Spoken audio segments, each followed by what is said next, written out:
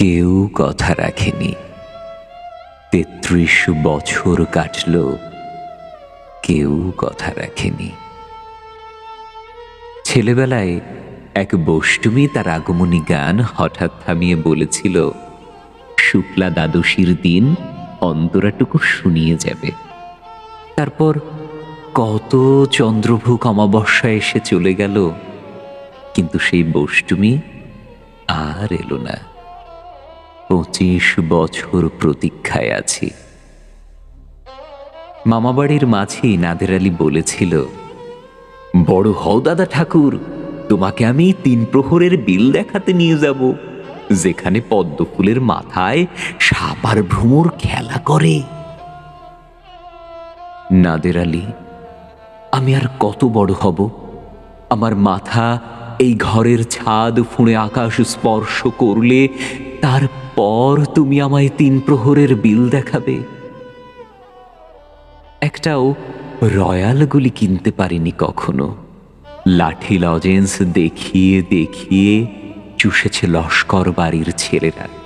ভিখারির মতন চৌধুরীদের গেটে দাঁড়িয়ে দেখেছি ভেতরে রাস উৎসব। অবিরল রঙের ধারার মধ্যে সুবর্ণ কঙ্কন পরা ফর্সা রমণীরা কত রকম আমোদে হেসেছে। আমার দিকে তারা ফিরেও চায়নি। বাবা আমার কাঁধ ছুঁয়ে বলেছিলেন, দেখিস একদিন আমরাও। বাবা এখন অন্ধ, আমাদের দেখা হয়নি কিছুই। সেই রয়্যালগুলি, সেই লাঠি লজেন্স, সেই রাস উৎসব আমায় কেউ ফিরিয়ে দেবে না। বুকের মধ্যে সুগন্ধি রুমাল রেখে বরুণা বলেছিল, যেদিন আমায় সত্যিকারের ভালোবাসবে সেদিন আমার বুকেও এরকম আতরের গন্ধ হবে। ভালোবাসার জন্য আমি হাতের মুঠোয় প্রাণ নিয়েছি, দুরন্ত ষাঁড়ের চোখে বেঁধেছি লাল কাপড়, বিশ্ব সংসার তন্ন তন্ন করে খুঁজে এনেছি ১০৮টা নীল পদ্ম।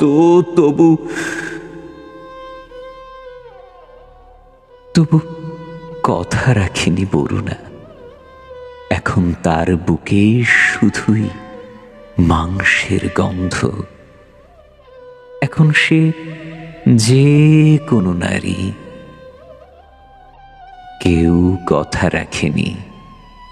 ৩৩ বছর কাটল, কেউ কথা রাখে না।